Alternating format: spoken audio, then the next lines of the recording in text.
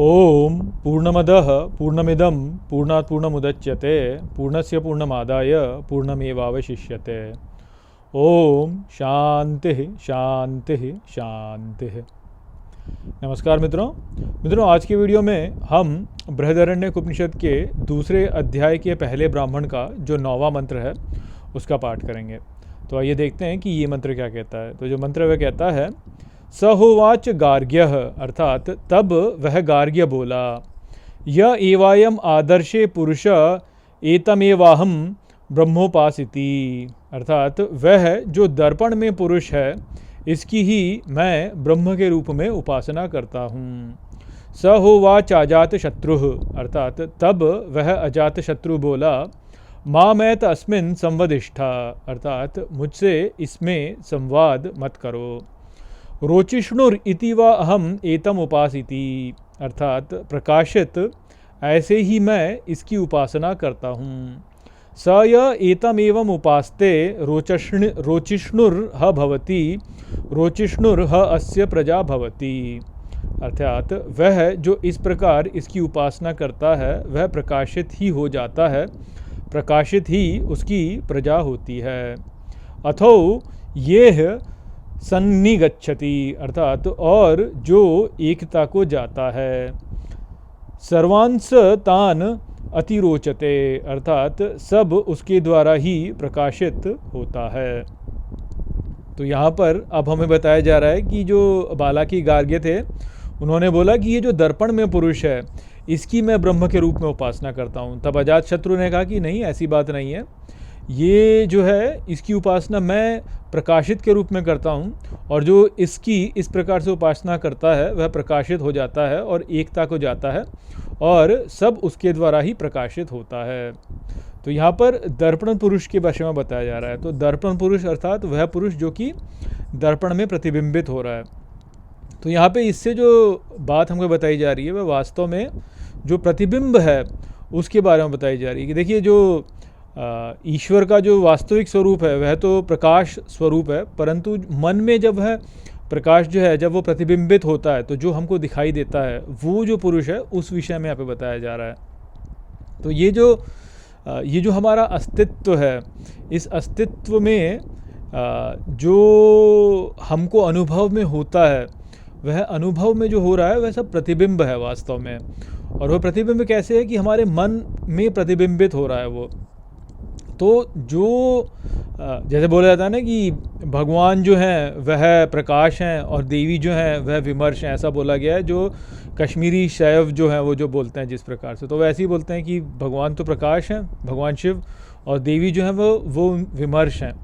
तो जो ये चेतना है जिसको हम अनुभव करते हैं, जब हम बार बार बोलते हैं कि तुम चेतना हो तुम चेतना हो, तो जो वो चेतना है वह जो वास्तविक चेतना है वह तो अनुभव के परे है, क्योंकि चेतना जो है वह अनुभव के परे वाली बात है। परंतु एक चेतना ऐसी है जिसको कि हम अनुभव भी कर रहे हैं। तो वो जो अनुभव हम चेतना कर रहे हैं वह चेतना जो है वह प्रतिबिंब वाली चेतना है कि जो प्रतिबिंबित हो रही है।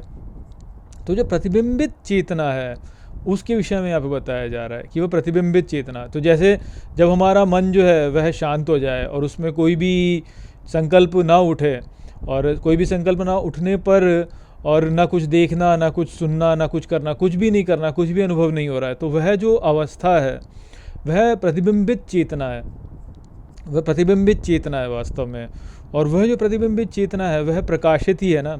यदि वो नहीं होगा तो कुछ भी अनुभव नहीं होगा। तो जब भी हम कुछ अनुभव करते हैं तो उस प्रतिबिंबित चेतना के साथ में ही अनुभव करते हैं ना। उस प्रतिबिंबित चेतना के बिना तो अनुभव नहीं कर सकते। मान लीजिए कि आपने कुछ देखा, आपने अपने नेत्रों से कुछ देखा, तो जो आपने देखा वह आपने जब देखा तो साथ में चेतना चाहिए ना उसके। जब हमारा शरीर जब मर जाता है तो उस समय पे भी नेत्र तो वैसे के वैसे ही रहते हैं, परंतु वह देखते नहीं हैं। क्यों नहीं देखते हैं? क्योंकि उस समय पर जो है प्रतिबिंबित चेतना नहीं रहती। तो वो जो प्रतिबिंबित चेतना है वह चाहिए ना निरंतर, तभी तो हम कुछ अनुभव कर पाएंगे ना। तो वो जो प्रतिबिंबित चेतना है उसके विषय में अब बताया जा रहा है। अब होता यही कि लोगों को ये लगता है कि वह ब्रह्म है। जब आप ध्यान में बैठे हैं और आप ध्यान में ऐसे बैठ जाएं कि सभी संकल्पों के परे चले जाएं, तो आप मान लीजिए कि ऐसी अवस्था में है कि आपके मन में कोई भी जो विचार जो उठ नहीं रहा है, अब आपके मन में कोई विचार ही नहीं उठ रहा है, आप बस एक निलंबित सी अवस्था में है। तो वो जो अवस्था है, कई बार लोग बोलते हैं कि इसी को बोलते हैं ना कि हाँ ये ब्रह्म है। या जैसे मान लीजिए कि आप कुछ बात कर रहे हैं, आपके मन में विचारों की एक श्रृंखला उत्पन्न हो रही है, एक विचार उत्पन्न हुआ, फिर दूसरा विचार उत्पन्न हुआ, फिर तीसरा विचार उत्पन्न हुआ, फिर चौथा विचार उत्पन्न हुआ, किंतु उन सभी विचारों के बीच में एक ऐसी अवस्था होती है जहाँ पे कि कोई भी विचार नहीं है, एक विचार से दूसरे विचार के बीच वाली अवस्था। तो जैसे मणियों में मणियाँ जब होती हैं, जब किसी हार में मणियाँ पिरोई जाती हैं तो धागे के द्वारा पिरोई जाती है ना, तो वो जो धागा होता है, तो एक मणि एक विचार आया, पर फिर उसमें जो है दूसरा विचार आने के बीच में धागा है ना, तो वैसे देखा जाए तो वो धागा निरंतर ही है, वो मणियों में पूरी सभी समय सभी जगहों पे वो धागा है, मणि के बीच में भी वो धागा है। तो ये जो धागा है, इसको कई बार हम बोलते हैं कि ये ब्रह्म है, परंतु वह वास्तव में प्रतिबिंबित चेतना है, क्योंकि वो भाषा की सीमा में आ गया ना। जब हमने उसकी परिभाषा दी, जब हमने उसकी परिभाषा दी तो वह भाषा की सीमा में आ गया। अब भाषा की सीमा में यदि आया, इसका अर्थ यह है कि वह अनुभव के क्षेत्र में है, और यदि वह अनुभव के क्षेत्र में है तो अनुभव करता नहीं है। तो क्योंकि अनुभव करता नहीं है और अनुभव के क्षेत्र में, तो इस प्रकार से हम कह सकते हैं कि वह अनुभवकर्ता का प्रतिबिंब है।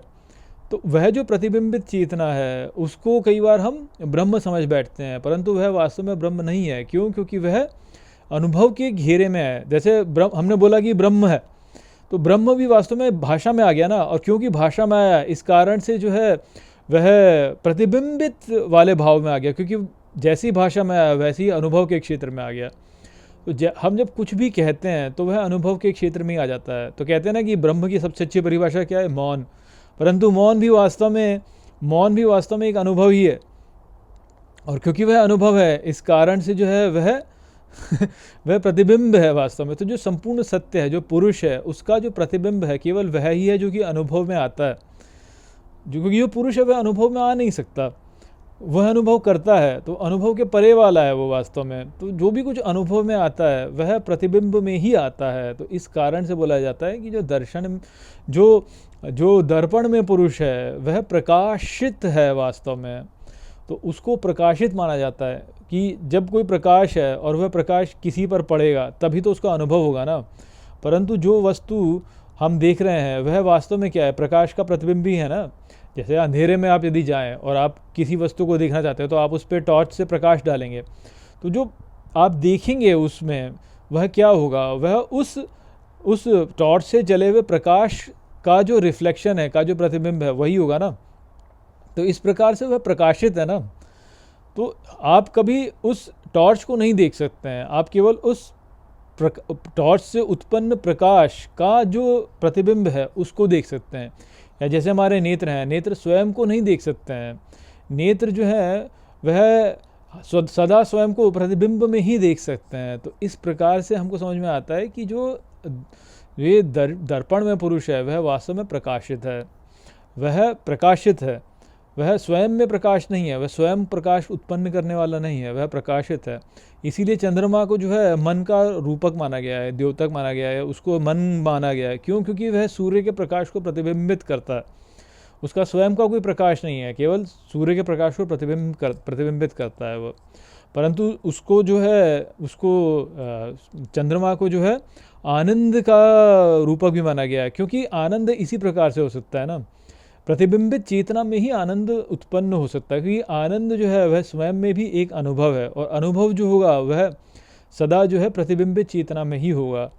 तो इस कारण से जो है आनंद जो है वह भी चंद्रमा है, और जो दर्पण में पुरुष है वह उस प्रकार से जो है वह आनंद का ही द्योतक है, आनंद का ही द्योतक है वास्तव में। क्योंकि आनंद प्रतिबिंब में ही उत्पन्न हो सकता है। इसीलिए देवी जो है वह, जिनको कि विमर्श बोला गया है, वह भगवान की आनंद शक्ति हैं।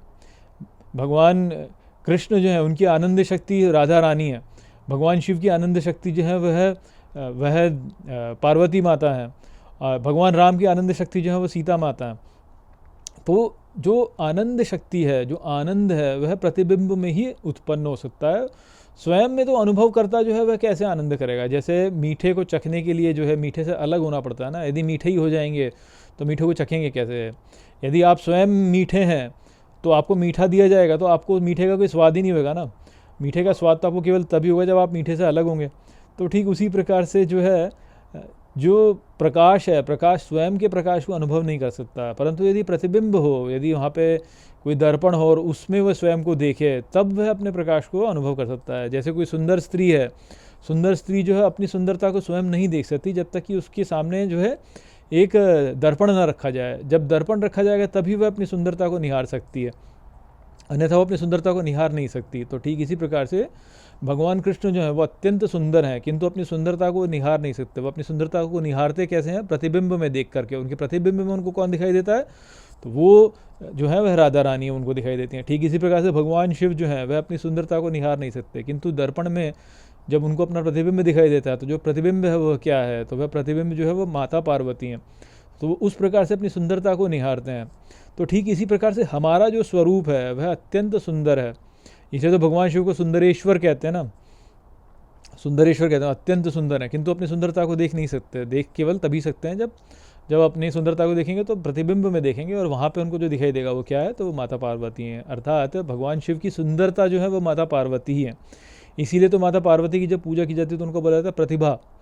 उनको परमेश्वर की प्रतिभा बोला जाता है। अर्थात जो परमेश्वर की सुंदरता है, भगवान शिव की जो सुंदरता है वह स्वयं माता पार्वती ही है।